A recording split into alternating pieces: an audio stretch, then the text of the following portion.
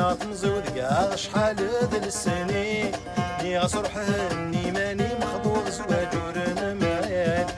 ناير ناطنزود كاع شحال ذ السنين